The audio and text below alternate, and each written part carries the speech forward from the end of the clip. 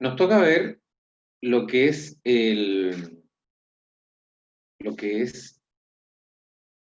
los modos de adquirir del derecho civil. ¿Mm? Los modos de adquirir del derecho civil, que lo vamos a ir viendo acá, que son estos. ¿Ah? Que son estos. Estos son los modos de adquirir del derecho civil. Eso no tiene mucha complejidad, de tal forma que posiblemente, si me falta un poco de tiempo, se lo puede dejar a un estudio particular. Debemos preguntarnos cómo llegamos a estudiar los modos de adquirir del derecho civil. ¿Por qué esta distinción? Los modos de adquirir del derecho civil los distinguimos de los modos de adquirir del derecho de gentes. Y ya en su oportunidad señalamos las clasificaciones de los modos de adquirir y qué nos decía a su propósito el profesor Guzmán. Por ejemplo, el profesor Guzmán, acudiendo a Gallo, que se establecía que Gallo eh, escribió que el dominio de las cosas nace o por derecho de gentes, y de ahí están los modos adquiridos del derecho de gentes, derecho de gente, el cual por razón natural es uniformemente observado entre todos los hombres, y que otras veces el dominio nace por derecho civil o propio de la ciudad de Roma.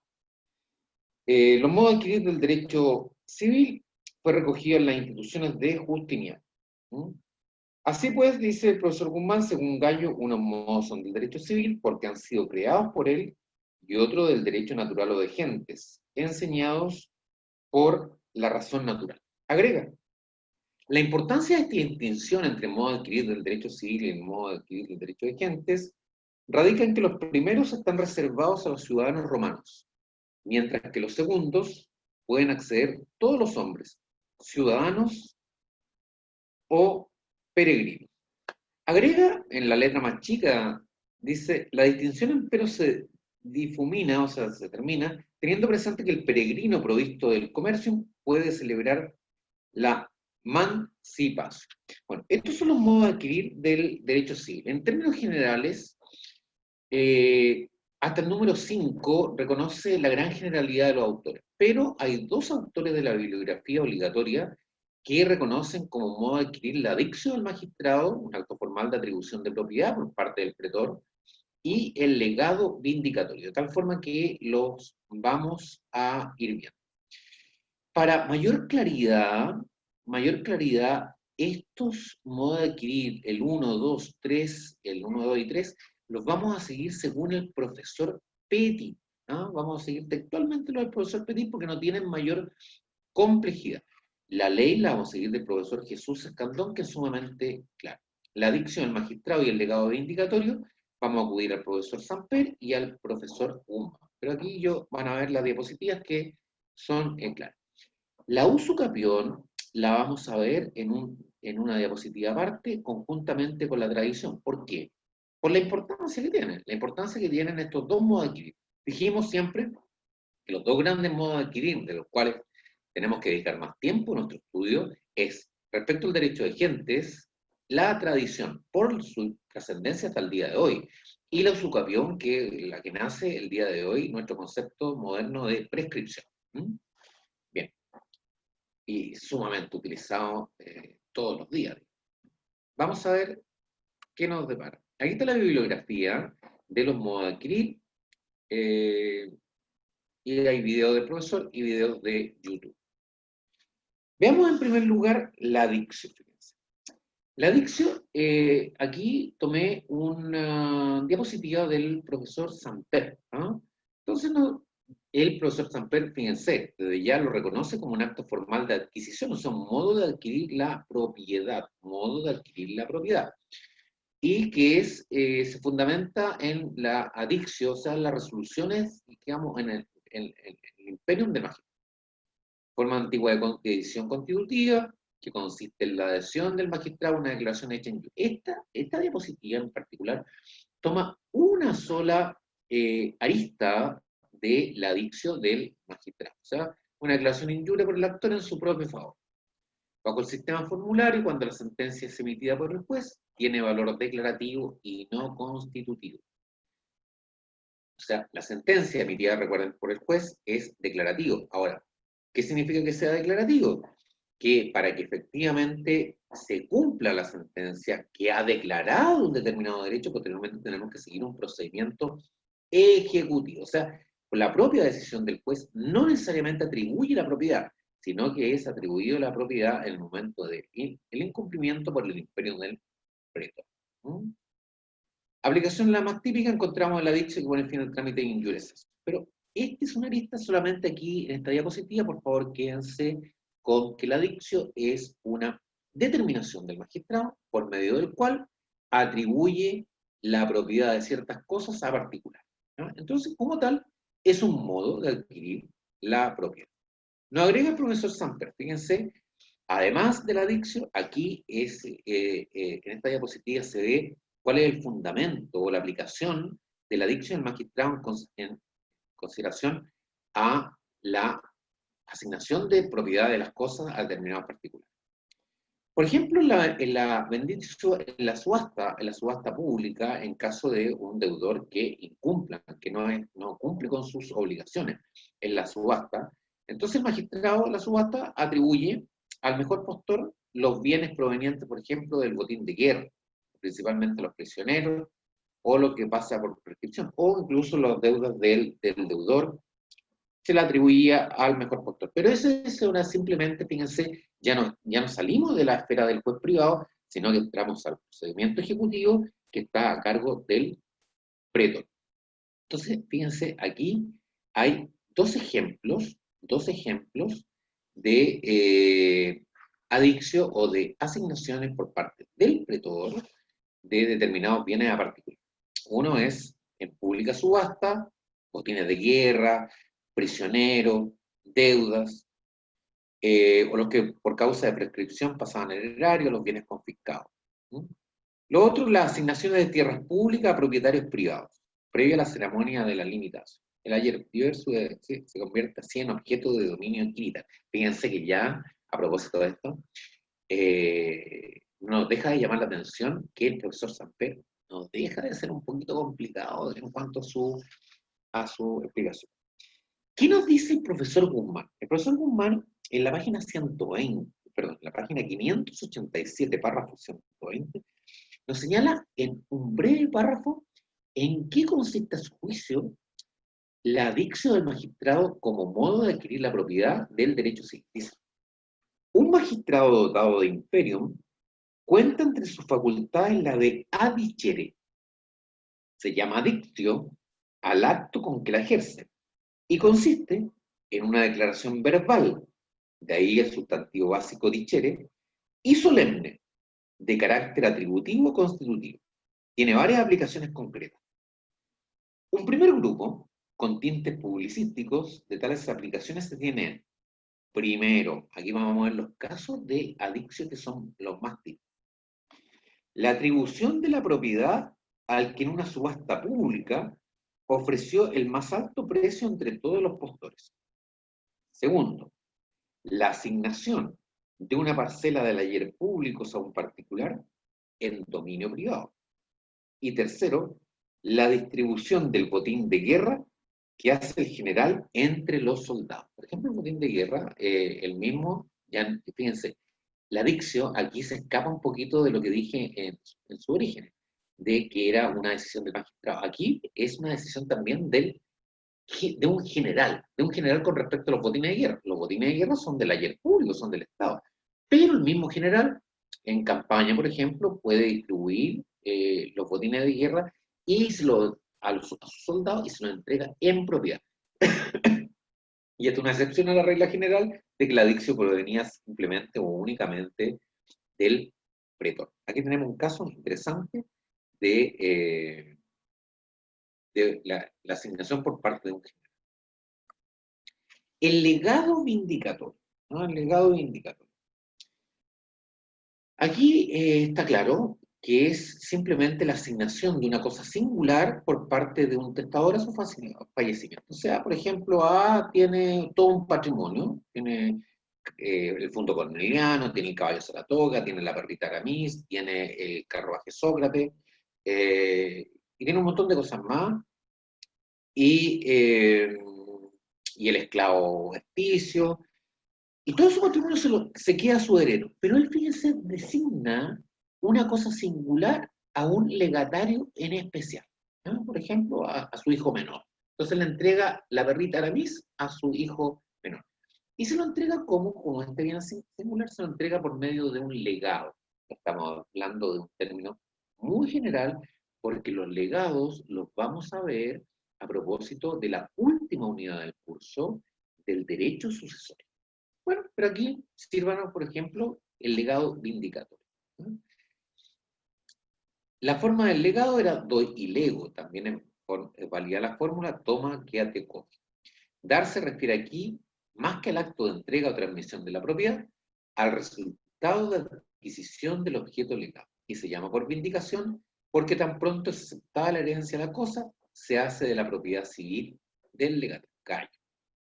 La cosa se hace del legatario sin intervención del heredero. Este legado vindicatorio se separa un poco de los otros legados, porque los otros legados, en términos generales, se le entrega al heredero la misión de, una vez que acepte la herencia, entregar una determinada cosa singular a una persona que es el legatario. Pero aquí se entrega el legado vindicatorio, la cosa, la perrita Aramis, sin intervención del heredero, ¿no?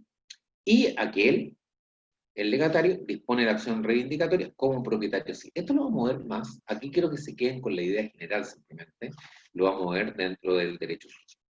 El testador solo puede legar por vindicación lo que es de su propiedad civil en el momento de hacer testamento y en el...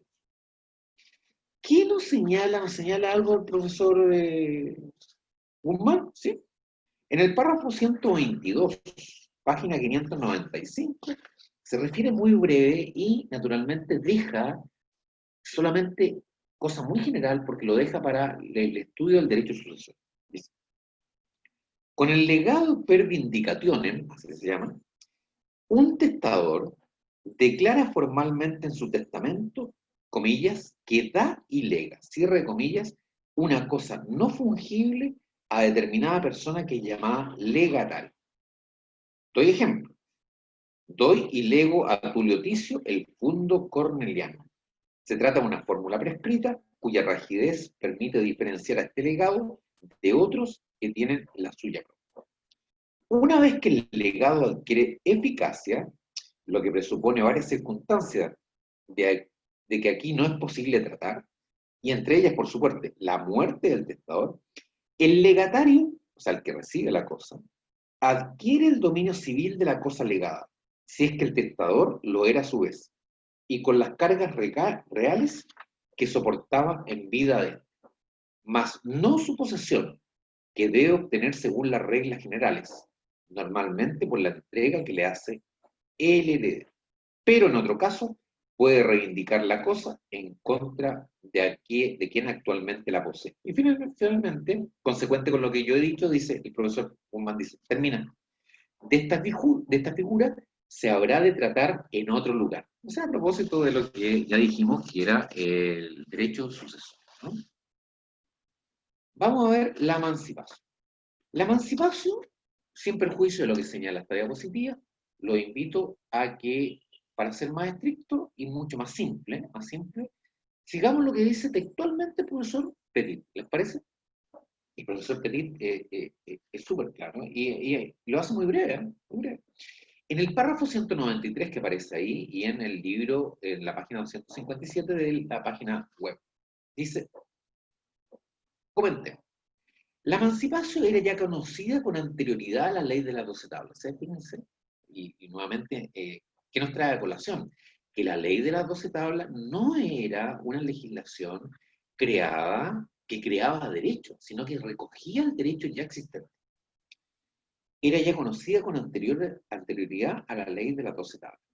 Se realiza por oes ad libram, es decir, por medio del cobre y de la balanza. Es una venta ficticia e imaginaria. Se lleva a cabo de la siguiente manera. A ver, leamos.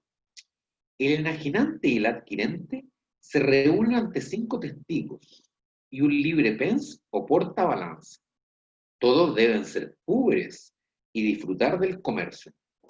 Es necesario también que la cosa de la cual se trata de transferir el dominio esté presente.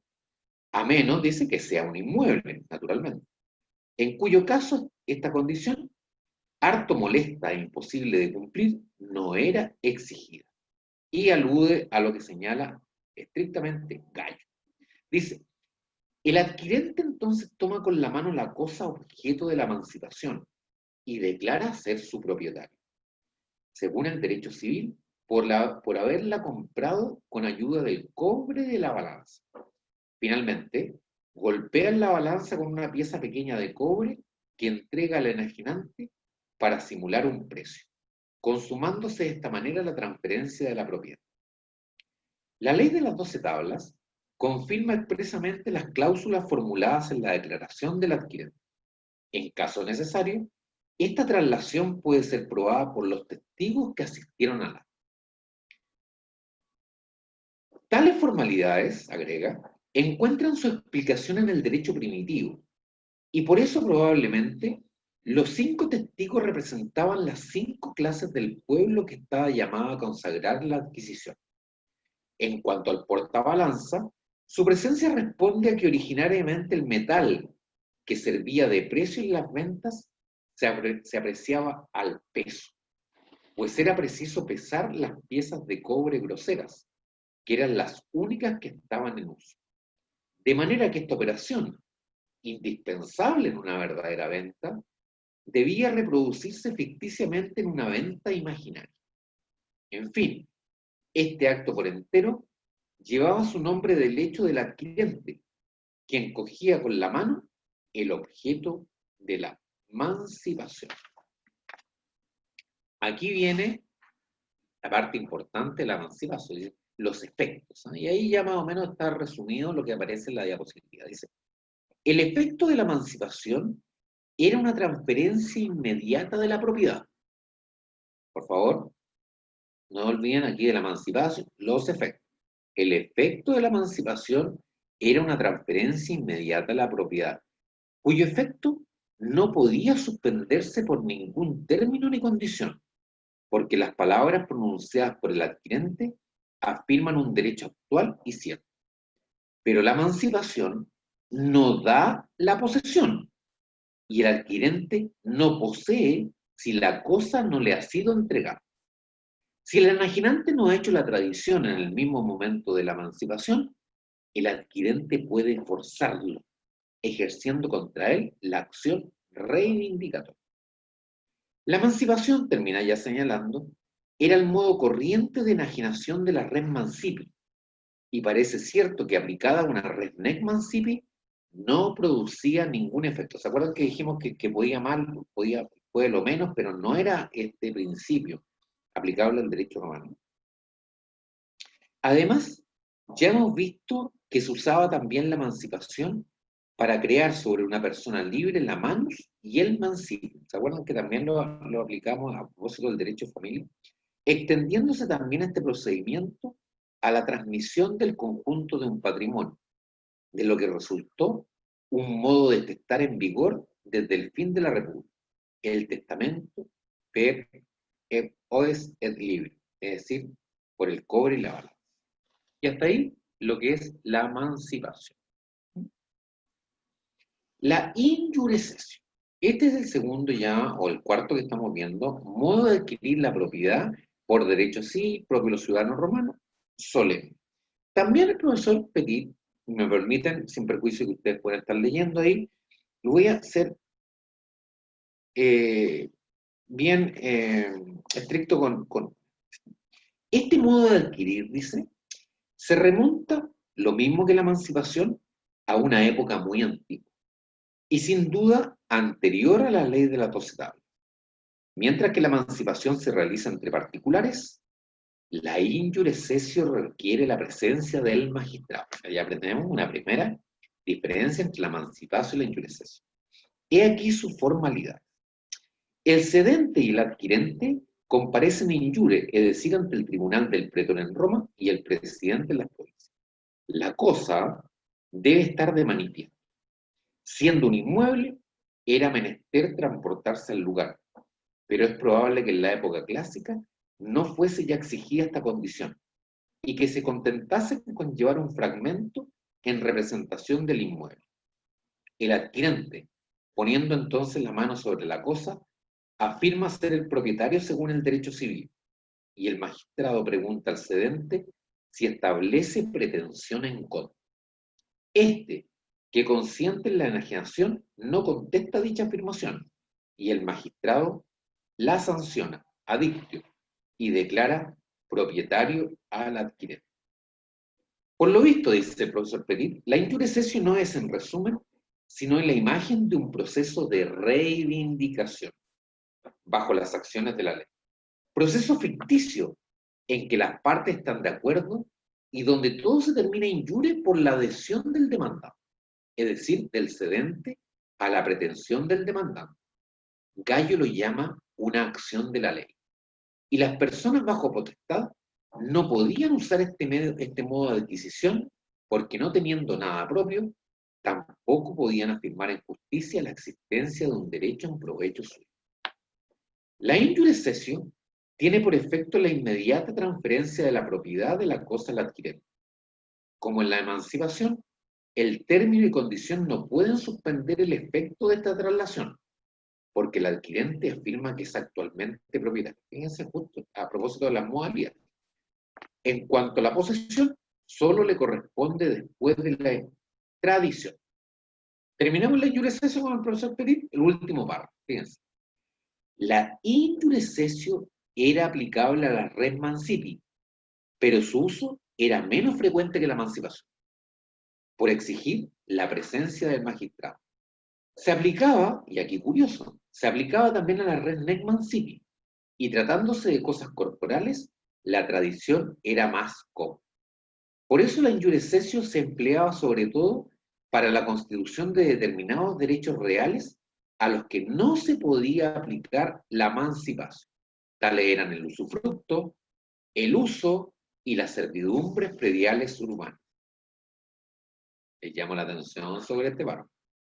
¿Quieren que lo repita? Lo repito. Por eso la injure cessio se empleaba sobre todo para la constitución de determinados derechos reales a los que no se podía aplicar la emancipación. Tales eran el usufructo, el uso y las servidumbres prediales urbanas.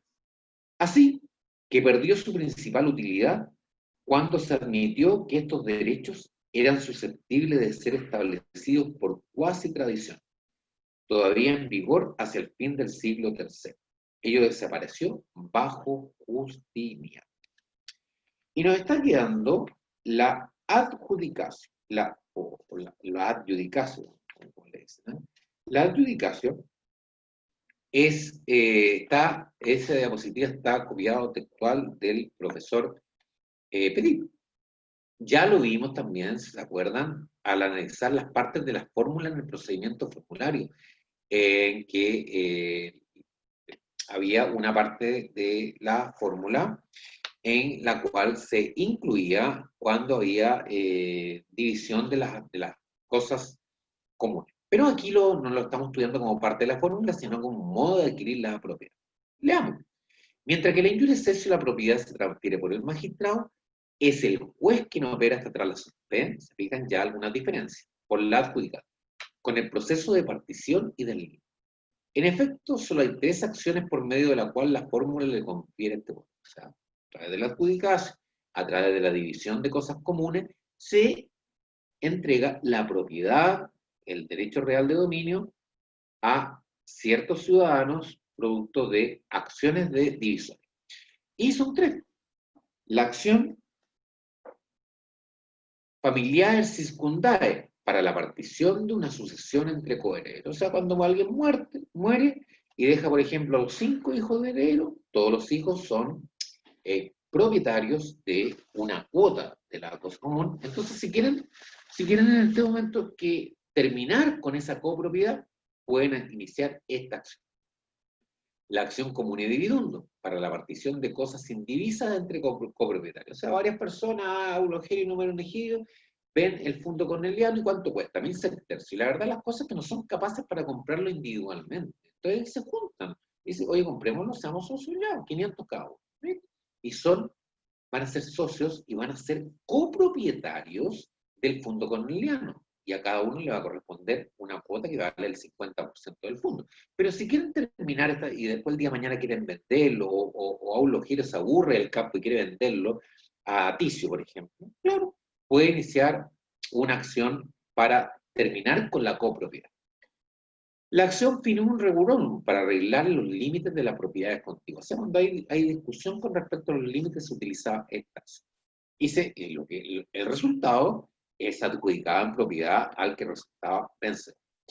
En estos tres casos, cuando el juez ha adjudicado a uno de los litigantes todo parte de una de las cosas comprendidas en el proceso, el adjudicatario es propietario quiritario. Lo mismo si se trata de una red Mancipi que de una red Necmans. La adquiere, por tanto, lo mismo que está en el día de la sentencia, soportando también las servidumbres y las hipotecas con que está ella grabada. Nos va quedando, antes de la usucapión, la lex. A ver, la lex como modo de adquirir. O sea, ¿cuándo la ley empieza a atribuir la propiedad a determinados ciudadanos romanos? La lex. Y acudamos al profesor Escandón, pero literalmente. La ley opera como modo de adquirir cada vez que ella así lo establece. A modo de ejemplo, o sea que no es un número clauso, no termina ahí, sino que se pueden haber más casos. Pero estos son los más específicos. La ley de las 12 tablas atribuyó el dominio de la cosa legada al legatario inmediatamente de aceptado el legado. O sea, esto es por ley. El emperador Adriano estableció que en caso de descubrirse un tesoro en terreno ajeno, la mitad del tesoro se le confiere por disposición de la ley al dueño del terreno.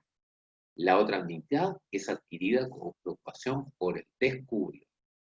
En los tiempos de Teodosio II, se le confirió a los ocupantes de la tierra ubicada en los límites o confines del imperio el dominio de ellas con la sola exigencia de cultivar dicha.